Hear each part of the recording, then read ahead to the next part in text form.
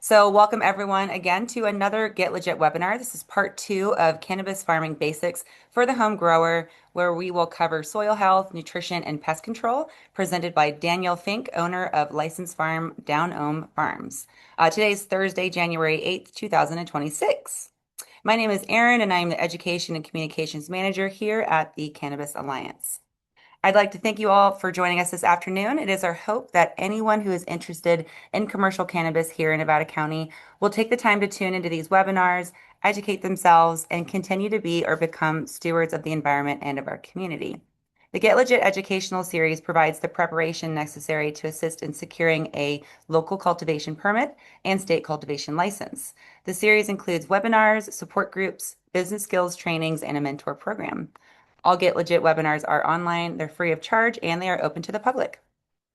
So, what is the Alliance? The Alliance is a nonprofit trade association that represents the local cannabis community here in Nevada County. Our mission is to support public policy initiatives through representative advocacy, provide educational opportunities, and create space for connection within the industry and greater community. There are many ways to get involved with the Alliance, and one of them is to become a member. The Nevada County Cannabis Alliance plays a vital role in shaping policies that strengthen the economic sustainability and success of our locally licensed cannabis industry. If you are a licensed cannabis business here in Nevada County that has benefited from cannabis policies that we've worked on, we would love for you to join our membership to ensure that we can continue serving you in our local cannabis community. We appreciate your support so much. Some services that we provide to our members are a consistent voice and representation locally and at the statewide level, year-round continuing education that includes compliance and regulatory workshops, business training skills, and cannabis farming best practice seminars and more. We help you navigate the permit and ongoing compliance processes with the resources and support you need. We have a buddy program that pairs permitted farmers with new farmers who want to learn from more experienced growers. We have a Slack online hub for resource sharing and local policy updates, as well as seasonal supply chain industry mixers and events for community and connection. Another way to get involved with the Alliance is to become a sponsor. If you are a local business looking to support the cannabis industry here in Nevada County, we'd love for you to join us. We are so grateful for our current sponsors who believe in the work that we do, and we could not do this work without you. So thank you so much. If you are interested in becoming a sponsor, email me at Erin, ERIN, at nccannabisalliance.org, or you can visit our website. I'm going to put a bunch of links in the chat. So if you have any questions about those links, they'll be there as a reference later. You can follow us on Facebook at facebook.com/Nevada County Alliance, or you can follow us on Instagram, which is at Nevada County Alliance. We have a bi-monthly newsletter as well, which is on our website. Just go to the subscribe page and sign up. You can have access to news and updates and events that we have going on. We have a few upcoming Get Legit webinars that you want to put on your radar. Part three of this webinar series, Cannabis Farming Basics for the Home Grower, is going to be happening on March 5th. This topic is going to cover drying, curing, and storing your harvest. So whether you're new to growing or you want to sharpen your skills, again, this series is packed with the insider knowledge for the home grower. Mark your calendars, and I will add that link in the chat as well. The other webinar we have coming up is actually happening next Thursday. So on January 15th from 3 to 4 p.m. It's called Navigating Farm Transitions. In this webinar, a panel of experts from the DCC, Nevada County, the CDFW, and the Central Valley Water Board will walk you through the full process on how to properly and compliantly transition or close your cannabis farm. We will have a link for that as well in the chat. And there are other Get Legit webinars that we're always working on, so you can stay tuned and find out what's happening next by visiting our website at the Get Legit page, which I will link in the chat again. So I want to give a shout out to our allied industry business sponsors who I referenced earlier, Ag Natural, Cramner Engineering, Plan Air Landscape Architecture, Humboldt Seed Company, Mr. B's Green Trees, Gold Coast Botanicals, Elevation 2477, and that's it. Thank you all so much for your support, and we're so happy to have you all on board. All right, so we're ready to move forward with the webinar. The format is a presentation with a Q&A to follow. Daniel Fink will give that presentation. Your participation is encouraged. There's a chat section and a Q&A for you to use. Feel free to ask any questions that you may have that will make the webinar more useful for everyone. This webinar is being recorded and will be available on our website at nccannabisalliance.org under the Get Legit tab. So if you miss anything or if you want to access to the presentation later, you can always reference it once I post it online. And I don't believe Diana has anything to add, so I'll go ahead and pass it to Daniel to introduce himself. Welcome, Daniel. Thanks for being here. Great, thanks so much. Really excited to be here today. I'm grateful for everyone that joined live today. This is going to be a really interesting presentation, giving everybody a solid foundation of understanding of organic principles and how they can impact growing your plant. Today, we're going to be discussing soil health and what that means, plant nutrition, and pest management, or is often referred to as IPM, Integrated Pest Management. And you'll see why we use that acronym a little bit later, as opposed to just calling it a pest spray. Growing strong plants by building living systems. We will also be discussing compost and organic matter, the different types of compost that you can make at home and use in your garden. Nutrition by growth stage, as cannabis has different nutritional needs based on the growth period that it's in. And then we'll be discussing pruning and how that changes the energy flow within the plant. And then at the end, we'll go over 3 basic ways, beginner-friendly ways to grow your own. What soil health really means. Here you can see amazing diversity on the left side. There are flowers there to feed pollinators. There are vegetable crops to feed humans. You can see on the picture on the right, that's borage flower. It's a plant that I use a lot of. It regrows itself very readily year after year, grows lots of topsoil and organic matter, and feeds pollinators, as you can see that bee hiding in there. And so we're going to start with viewing soil and even your entire garden as an ecosystem. It's not an inert media. It is not an empty media. It is alive. And in an organic system, plants trade sugars for nutrients to the biology in the soil. If there is healthy biology in your soil, then the availability of nutrients will be stable. This picture on the right is from my greenhouses. You can see flowering cannabis plants in the background and a wide variety of pollinator and beneficial insect attracting plants in the foreground. I do not believe any plant likes to exist in a monocrop or a monoculture. I believe they are always happier with their friends around. That one. This is the soil food web. Some of you may have heard these words before, the living soil food web.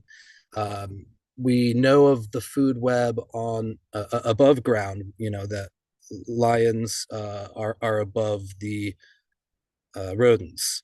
But in the soil, there's a very complex system of things that are unseen, microscopic organisms, and organisms that can be seen with the naked eye, as you can see on the right. We're going to start all the way at the top left with the sun. The sun is a source of energy.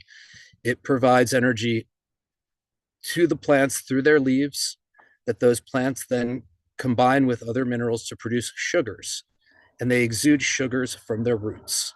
So that is the first thing in a natural system that is feeding the soil is plant exudates or sugars. And you can see the roots where it says plants, shoots, and roots contributing to the organic matter, waste, residue, and metabolites from plants, animals, and microbes. Organic matter breakdown is what feeds a living soil system. And so from the sun to the plants to its roots, then you can see that leads to bacteria, fungi, and nematodes. Nematodes are like microscopic worms. Then that continues on to arthropods and protozoa. And greater arthropods would be things like roly-polies, are large arthropods. They eat organic matter and break it down into plant available forms. And then at the high end of the soil food web are birds and rodents and things like that, because they are interacting with the worms and with the soil surface, and gophers and voles, although a nuisance to a garden, are actually providing a vital service to the soil, and they are uh, doing deep tillage. And so they're bringing organic matter from the top down to the lower layers and vice versa, bringing the mineral soil to the top and the organic matter to the bottom. And so all of these characters in the soil food web have a very important role to play. This is another representation of the food web. It shows a bit more on the microscopic end of things.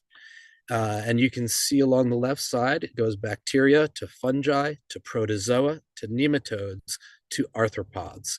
And each level unlocks nutrients and moves nutrients in further and further in the soil, whereas a bacteria is only moving nutrients in a very small space.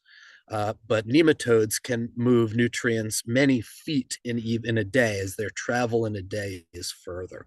So they're eating something over here, and then they release it over here, and so the nutrient dispersion is more effective. This chart also shows a couple different types of mites, predatory mites, fungal feeding mites. There are so many different kinds of soil insects and microbes that it is truly a jungle when you look into a microscope at living soil.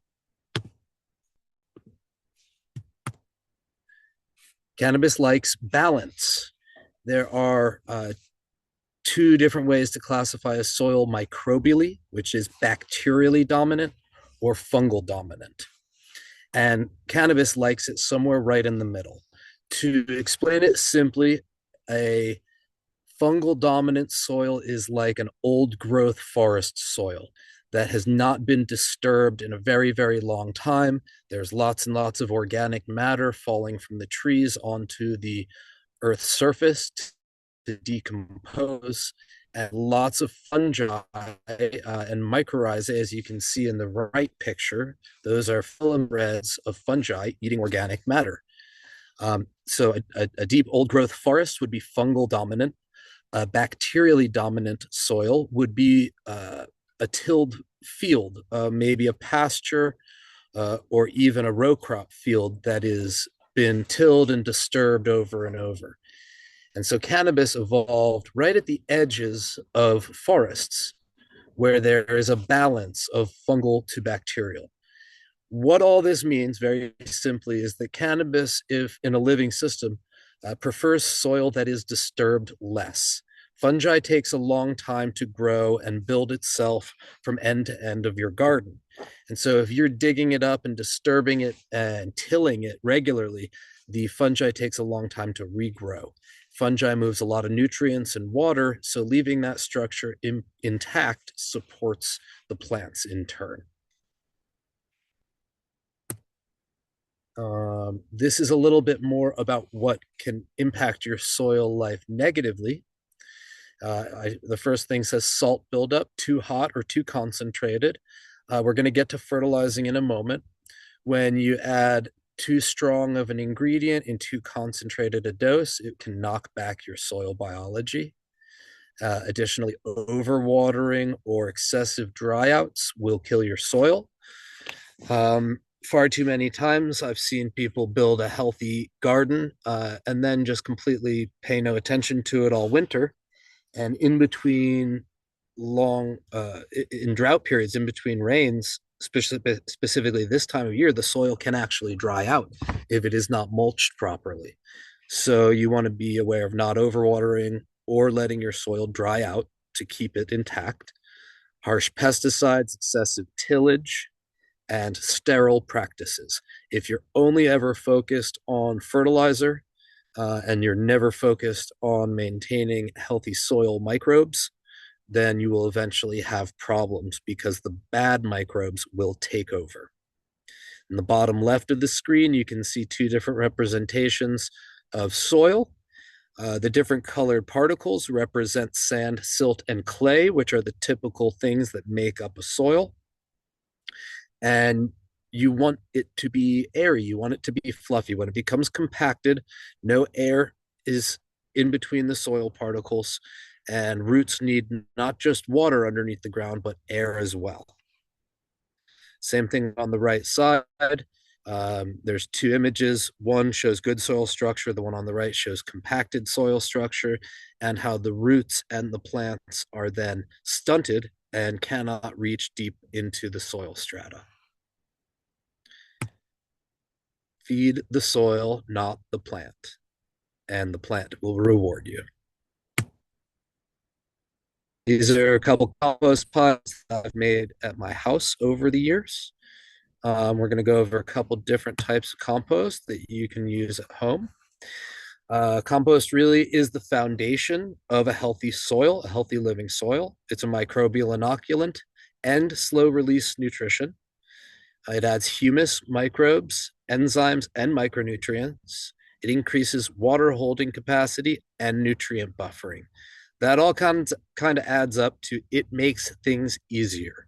If your soil holds more water, you can survive hot days more easily. If it buffers your nutrients, you're not having to feed constantly. The soil actually will latch on and hold on to your nutrients and release them slowly over time instead of allowing them to be washed out or leached through. This is a few different types of compost that you could make at home. The picture on the left is hot compost, thermophilic. That involves a collection of carbon and nitrogen, usually about 60 to 40 or 70 to 30 carbon to nitrogen ratio. Blended, lots of wood chips and manures and green materials from the garden. And then it comes up to temperature after it's been piled up after about a week or 10 days, temperature being 130 to 140 degrees minimum. You turn it with a pitchfork, as you can see the people doing in that photograph. Thermophilic composting does require a fair amount of skill and knowledge. If you are interested in that, I encourage you to seek out a workshop on hot composting specifically, as it truly can go wrong. Vermicomposting is shown in the central picture. That's showing what I think is called a worm tower. It's not my favorite design. I actually just like a very large wooden box for worms. I don't like those tower systems myself, but if you're limited to a porch or a patio, they can be helpful. Vermicompost is hard to mess up, but you want to make sure you're consistently harvesting the finished material and adding lots of good scraps to the top. The picture on the right shows leaf mold, which is a slow fungal dominant compost. That kind of compost is most common for I think is the most common for most people, is kind of just piling up leaves and wood chips and garden scraps and letting it sit there for a while until it breaks down into a black material. And that can be good. You just want to make sure that it doesn't stay too wet. If it stays too wet and becomes putrid or stinky, then you've just made yourself a pile of sludge instead of a pile of compost. If you're unable to make your own compost, there are amazing resources out there. Even here locally in Nevada County, we have access to some phenomenal compost. Key practices in making your own is having the right balance of carbon to nitrogen, browns and greens, oxygen versus moisture, and smell check. Really, the nose knows when it comes to compost. If it smells bad to your nose, it means it's gone anaerobic, which means without oxygen, it's gone sour. And that is not the type of compost you make. That breeds pathogenic, very bad microbes that are likely to rot your plant. If you do go get yourself or make yourself some very good worm castings or compost, a great way to spread it around in your garden is compost tea. Vermicompost is often more biologically active than other bagged compost. So to go and seek out a high quality worm casting is a good way to go if you can't find a good quality compost. And by good quality, I mean not from a big box store. I mean from a good specialty garden store. Compost tea can help increase the microbial diversity in your soil, but that is all about the quality of ingredients going into your tea. If you put garbage into your tea, you get garbage microbes out. Seek out small batch, high grade compost and worm castings that are analyzed for their microbial content. That way, your tea will go the furthest. In the picture, it shows a 5-gallon bucket with a small aeration pump, an extractor bag with compost in it, and it is simply bubbling the water with compost in it. You make a kind of a murky brown water solution out of the tea. Bubbling it for an hour to a couple hours is usually a safe bet. And then you would apply that 5 gallons of tea very liberally to all of your plants over the leaf surfaces and saturating the roots. If you do that repeatedly in a couple sequential seasons, you will have a healthy living soil. It is a very efficient way of distributing the microbes into your media, whether you're inside or outside. Making compost tea regularly pays incredible dividends over time. I myself, having done it for many, many, many years, my garden only requires a couple applications of tea per year, maybe two, because the microbes are so happy and so present from years of applying the product. Compost is the engine. Everything else is fine tuning. Okay, we're getting into nutrition by stage. Seedlings, when they're very small, from this big all the way up to about this big or so, they need very mild but balanced nutrition. That means the nitrogen, phosphorus, and potassium levels in any fertilizer or your soil are balanced and not too high. Microbial support in the form of compost tea or powdered and liquid inoculants is very important, and good drainage. You never want to put a small plant into a heavy soil.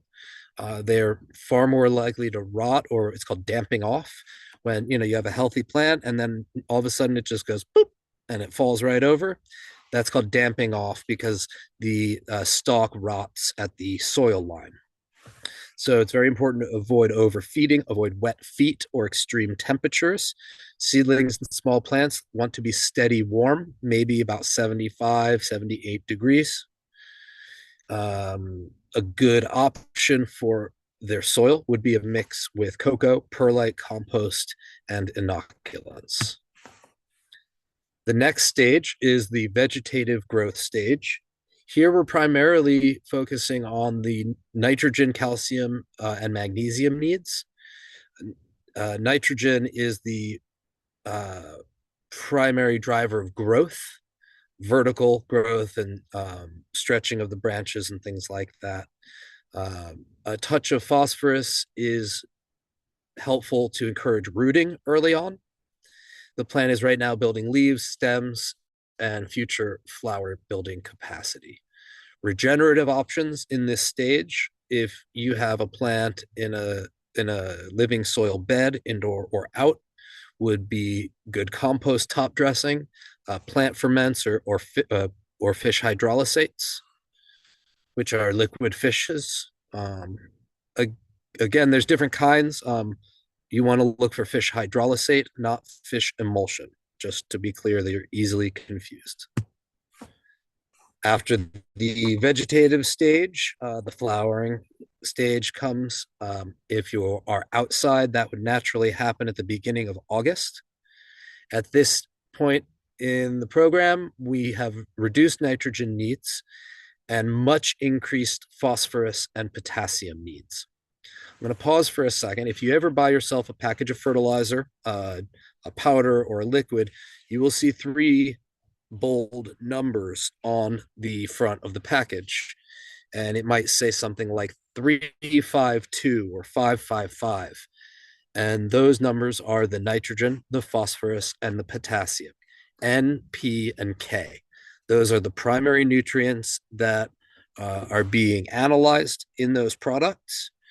And so those are important to pay attention to when sourcing your fertilizer. They will teach you everything you need to know. The key idea in flower is in a living system is to support energy transfer. We're not forcing bulk. We're not necessarily force feeding the plant. We're just providing it a habitat that will maximize its energy transfer. Common mistakes would be not keeping up with the increased water needs as a plant grows.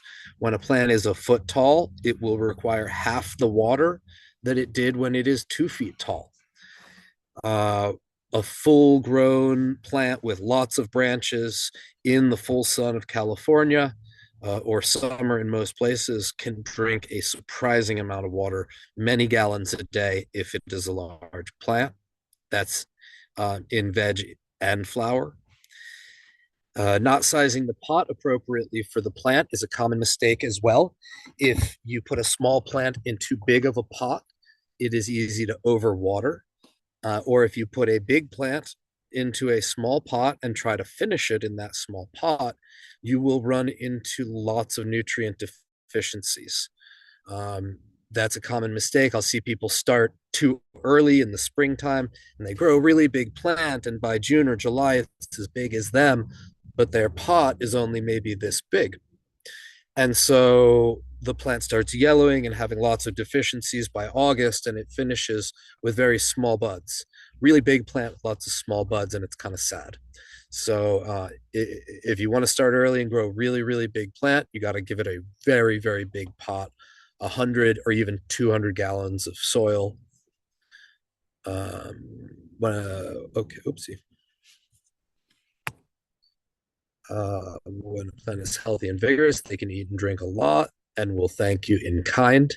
If your plant is yellowing in early flower, it could be nitrogen needs. It could be that you dropped off your nitrogen supplement too fast, but it can also be over or under watering. This same would apply in the vegetative stage. Many people see yellowing in their plant and they immediately think, oh, it needs nitrogen. But I more often look to the watering pattern. Is it getting a chance to dry out a little bit? Is it being overwatered and cold? So before going to the fertilizer, look at the watering patterns. Burnt tips on the leaves more often means too much as opposed to not enough. After a feeding or a top dress, if you see burnt tips, it means you've used just a little bit too much. Spots on the leaves, I suggest checking calcium levels and environment before chasing for nitrogen, phosphorus, or potassium deficiency. Calcium is very important. That is called a secondary nutrient, and you need a pretty steady supply of it from the beginning all the way to the end. Healthy soil self-regulates if the biology is intact. Self-regulation is referring to the supply of nutrient. If you put the nutrient in the soil and healthy biology is intact, they will exchange with the plant as the plant needs it. Next, we're getting into pruning and plant energy flow. You can see in this cool picture, this person's carrying or tending to a plant, and you can see there's bare stalks at the bottom of the plant and nice, healthy, chunky buds up top. That is called lollipopping. When you strip the bottom of each branch and you allow the nodes at the top of the bud to take all the energy, this is the most common form of pruning and is highly recommended. We prune to redirect plant energy flow, improve airflow. Improved airflow equates to pest and fungal control. If the plants are really packed in with each other and have no airflow, pests and fungal pathogens will move through the canopy very fast. We also prune out a certain amount of leaves to increase light penetration to the inner nodes. All these things will reduce disease pressure. Key techniques. There's a lot of techniques to pruning and training your plant out there. You can see this picture. These are some of my plants from a number of years back. That was probably mid-July. They probably finished their life at about 15 to 18 feet tall. And they required a lot of pruning, endless hours, actually. The primary methods I suggest are listed here. Topping or pinching is where you pinch or cut off just the very top node of growth. And what that does, it will prevent your plant from growing in a Christmas tree shape and will encourage it to put out lots of tops, like you can see in this photograph. And if you have a long growing season, you can get them into a nice round spherical shape. Or the second one is called LST, low stress training, which basically means just bending the top branches outward, opening up the plant. And so then the inner branches have a chance to shoot up, and you can create a flatter canopy, which is nice if you're working inside under a light. Selective defoliation. Defoliation means removing the leaves. Some people strip a lot of leaves out of their plants. I only recommend that if you're having pest or fungal pressure. But I do remove lots of leaves in the center of the plant and leave the growth on all of the outer edges. So going back to the photo shown, those are about 8 or 10 feet wide in the picture, and there's probably a 3 to 4 foot hollow center with no leaves in each plant, and you can't even tell, you can't even see. Lollipopping is the last one that was shown in the last picture. It's important that you time that correctly. Lollipopping should be done no later than about 2 to 3 weeks into flower. Pruning is stress. So when pruning, make sure that your plant is very healthy. If you're showing any signs of deficiency, you should nurse it back to health before doing any major pruning, because you could shock the plant. That being said, removing dead or necrotic tissue, brown leaves, is pretty much always a good idea, but be gentle while doing so. Shape the plant for your environment, not your ego. A lot of people have ideas about how the plant should exist instead of thinking about what is best for the plant. And so consider, if you're inside, you're going to want to do one thing. If you're outside, you're going to want to do another. If you have a fence line, to keep your plants underneath so your neighbors don't bother you, that's another thing to consider. So a lot of people get their ego wrapped up and they start too early and they grow it too big and it causes them problems. So just a suggestion. This is a subject that I love, integrated pest management, IPM. Shown here are two different examples of integrated pest management on my farm. The left shows a wormwood plant. So that's a woody, semi-woody perennial that I grow all throughout my garden. And it attracts lots and lots of aphids, which are those gross black things all over the stem. And so the wormwood partially sacrifices itself in the early spring to the aphids, which then attracts soldier beetles, which are those red and black beetles seen preying on the aphids. And lots of soldier beetles come, and then other predators will come and eat them, ladybugs as well.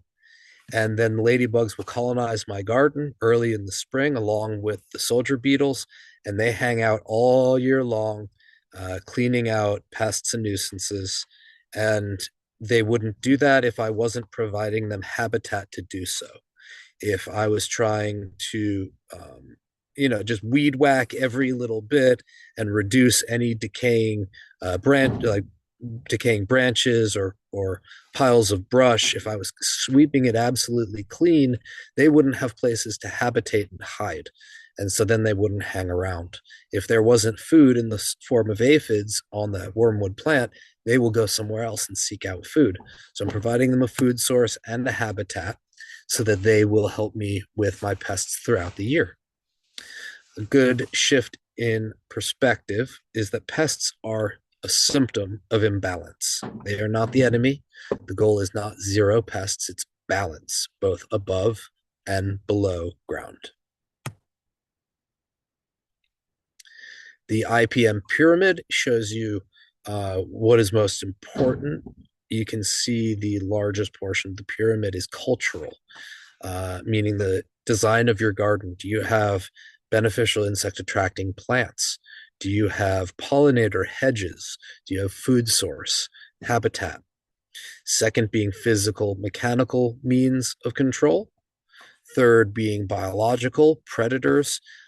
You can order all kinds of predator bugs on the internet now. There's a few companies I like. Beneficial Insectary is only a couple hours away, and they will send you things like predator mites, or even ladybugs. I think ordering ladybugs is kind of crazy because we have them here locally and you can basically pull them out of the air. But if you have a spider mite problem and you want to order predator mites that will eat the spider mites, we can do that. And that's an amazing thing. Beyond that would be safe chemicals that we'll get into a little bit more in a second. And then the top of the pyramid, which you want to avoid at all costs, are conventional pesticides.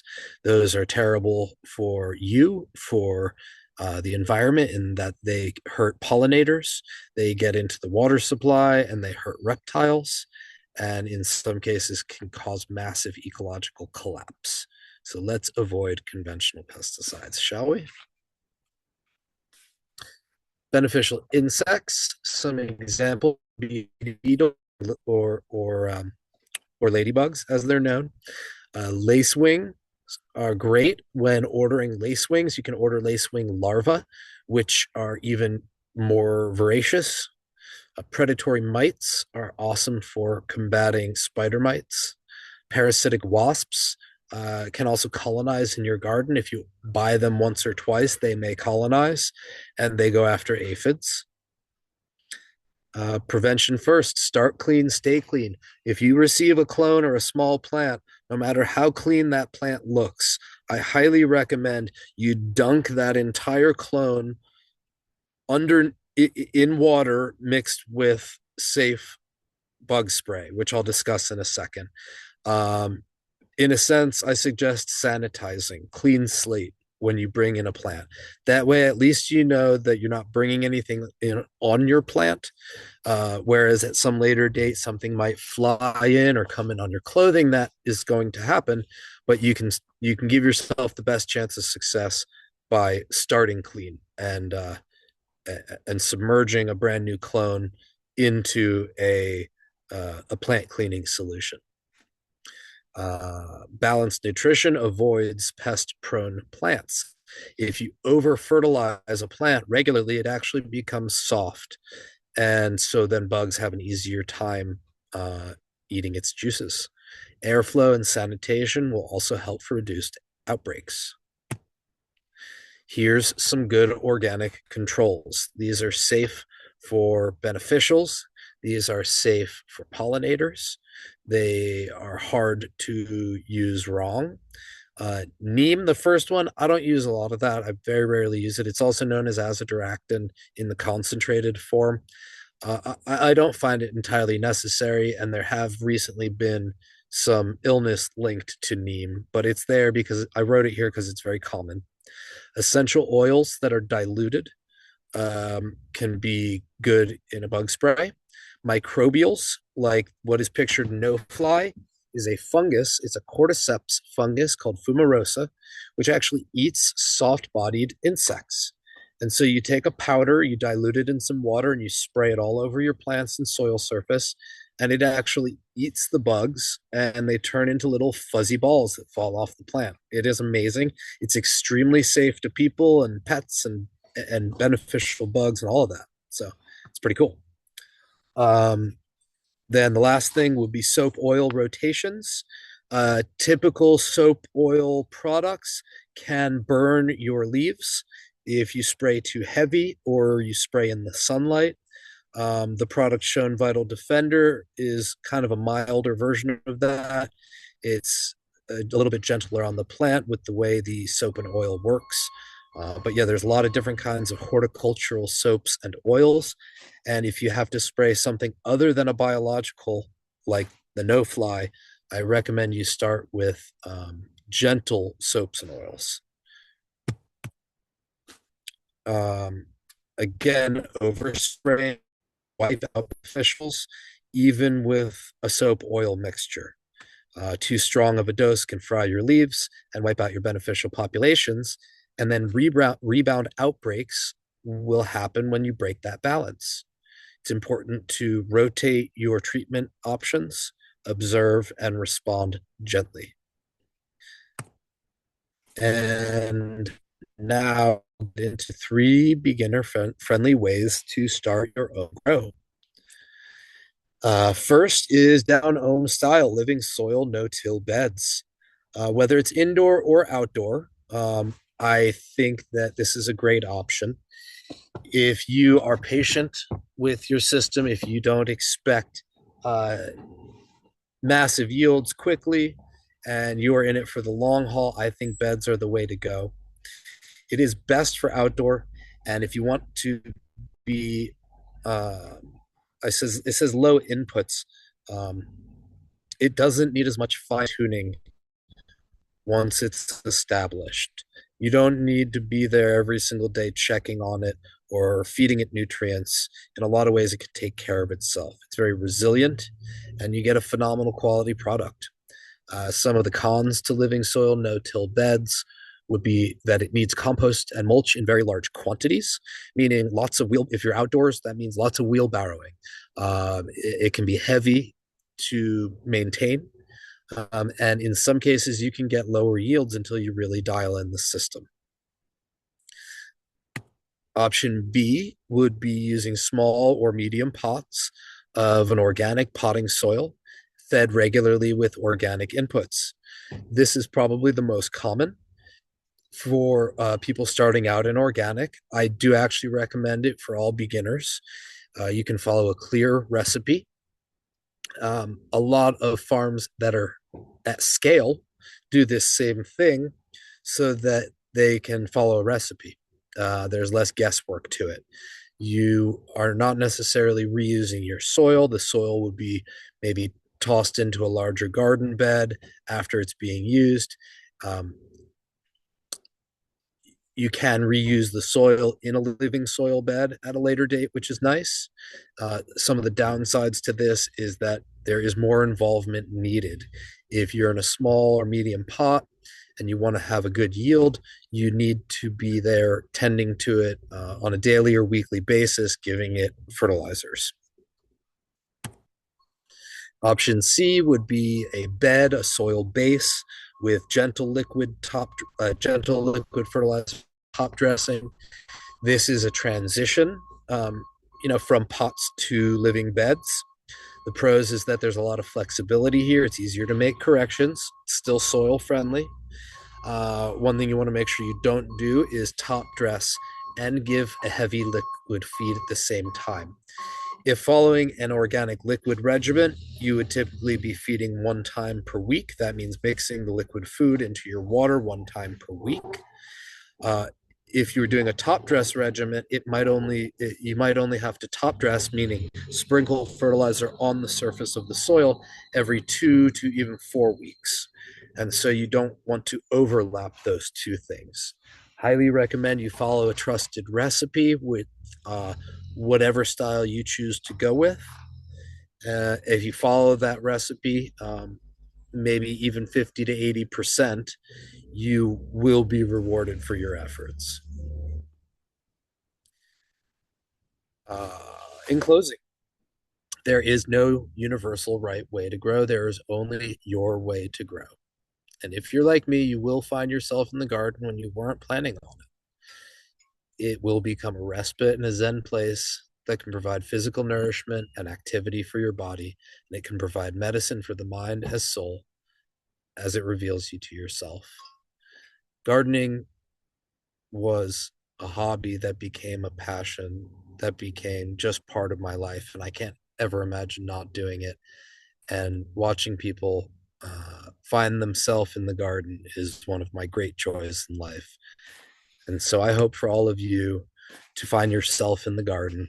And now I want you to tell me what stage your plants are at, what environment you're in, and what you're seeing, or where you're at with growing and where you want to be. And please ask me anything you want. I am here for you, and it's been an honor. Awesome, Daniel. That was so good. Thank you for sharing all that awesome information.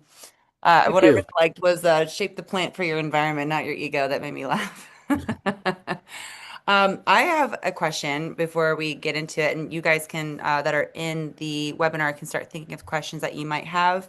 And if you do have questions, feel free to put them in the chat or the Q&A, or you can just raise your hand and I can allow you to speak. But my question is about the pesticide spray and the ways that you would do that. Like foliar style, Mhm. what are the options for, uh, you know, administering this pest, the That's a pest great control, and question. what are the best times of day to do that? Like mornings, evenings? Yeah, great question. So most pest sprays, if we're addressing aphids or spider mites or any of the common insects that we see on the leaves, uh, would be a foliar application. Most liquids you're applying at an ounce to 2 ounces per gallon of water. So that's blending an ounce or two of the product into a gallon of water, pouring it into a sprayer.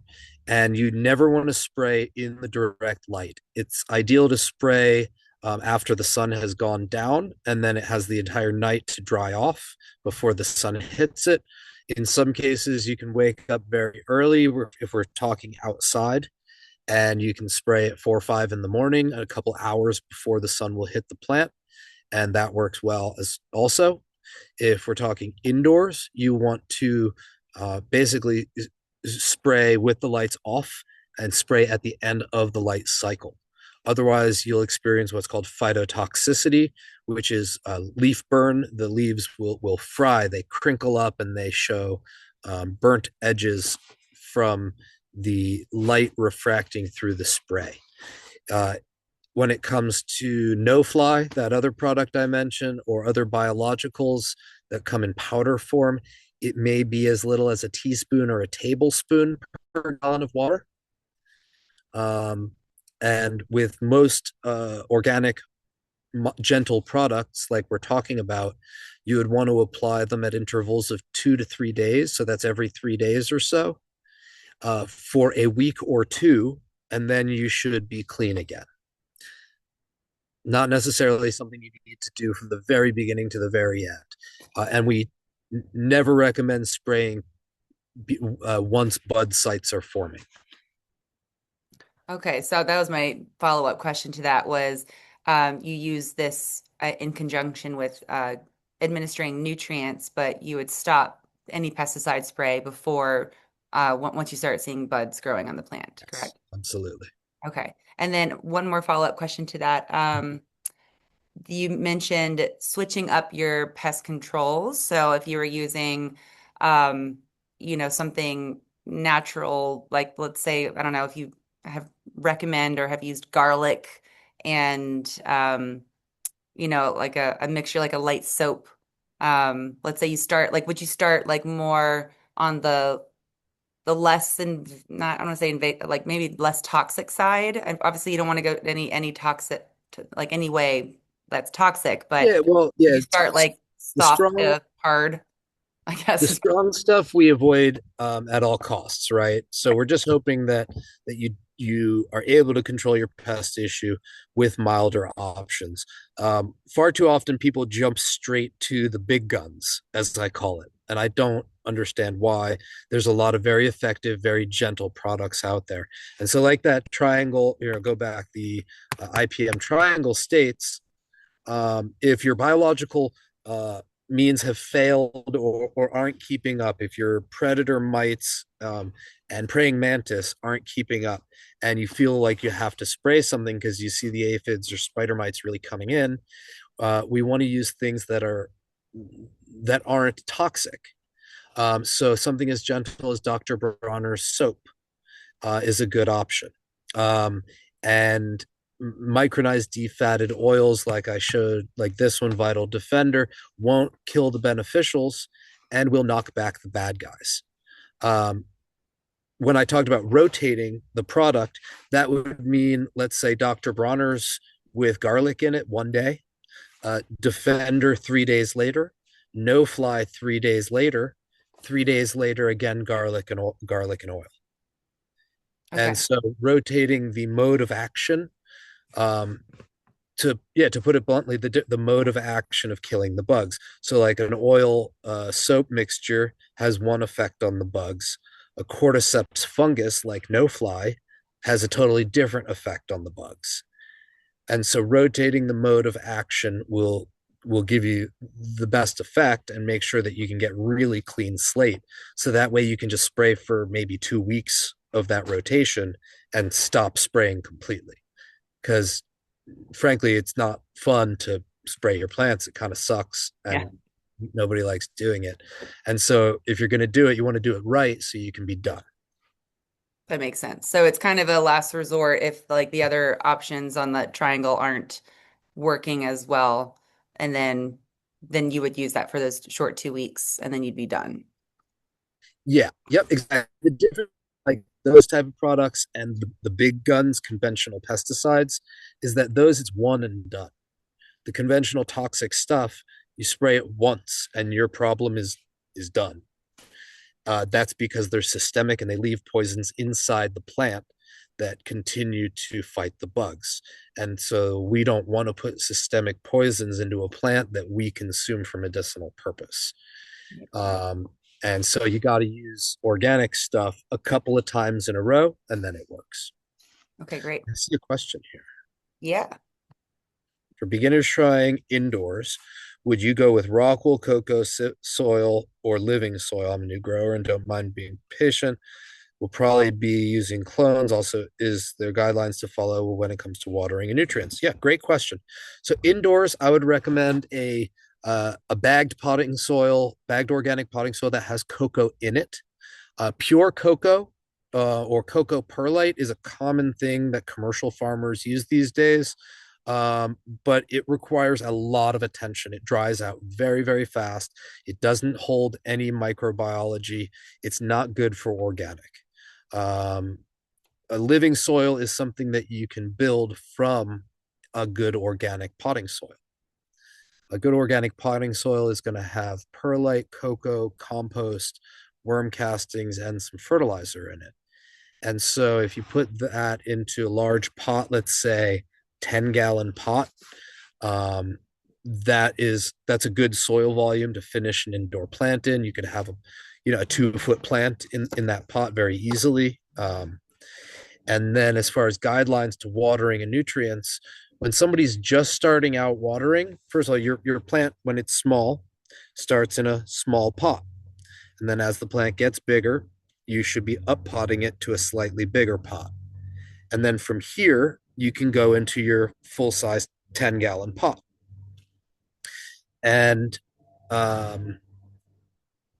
your watering is increased at each stage. And at each stage, one should get used to lifting the pot and getting used to it feeling wet or dry. When the pot is this big and you water it, you lift it up and you can feel the weight of that water. You come back the next day or 2 days later and you lift up that pot before you water it, it will be noticeably lighter. And so that's something that every new grower should practice. That way you can tell if your plant is drinking or not. And that method is effective all the way up to a 10-gallon pot. Um, Typically, in a 10-gallon pot with a full size plant, you're watering about 3 or 4 times a week. With a liquid organic fertilizer, you want to apply it 1 to 2 times a week. That means if you're watering, let's say, 4 times a week, 1 or 2 of those waterings will have food in the water. If you're on a top dressing regimen, that means you're sprinkling the fertilizer, powdered fertilizers on the surface of the soil. That would be maybe every 2 weeks, you're top dressing, and again, giving water 3 or 4 times a week. But there's no one way to grow. There's countless permutations. Um, and if you start in a 10-gallon pot with a good organic potting soil, you can actually hold microbes in there. You can build a living soil in a 10-gallon pot. And so I think you kind of get the best of both worlds. Hope that answered your question.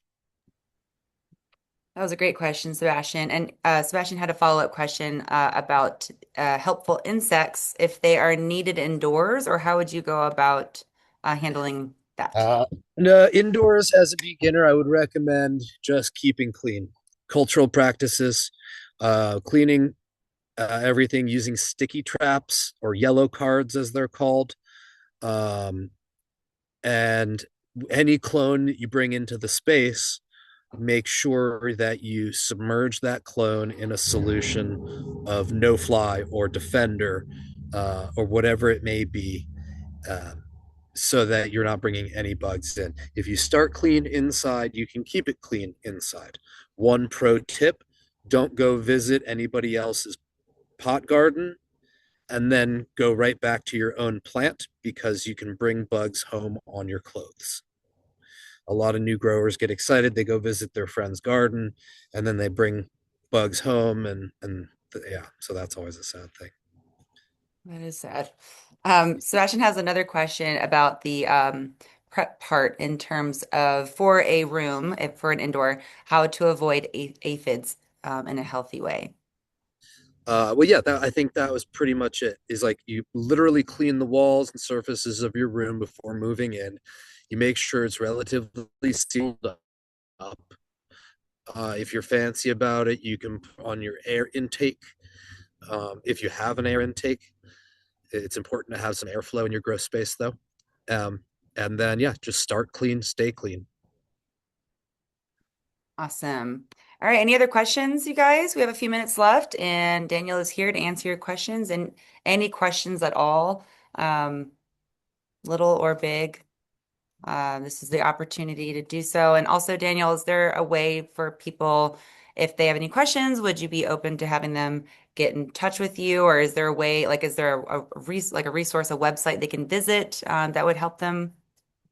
Yeah, absolutely. I'm always available via email, downohmfarms@gmail.com, or my Instagram. You might actually get me a little bit faster if you hit me on Instagram at downohmfarms, DOWNOM farms, plural. I see a question: best soil brands. I'm partial to Vital Garden Supply soil. Full disclosure, I work at Vital Garden Supply, but I use Vital Garden Supply. I love their potting soil. I think it's a great base for a living soil. Um, and as far as tracking me down, yeah, Instagram, email.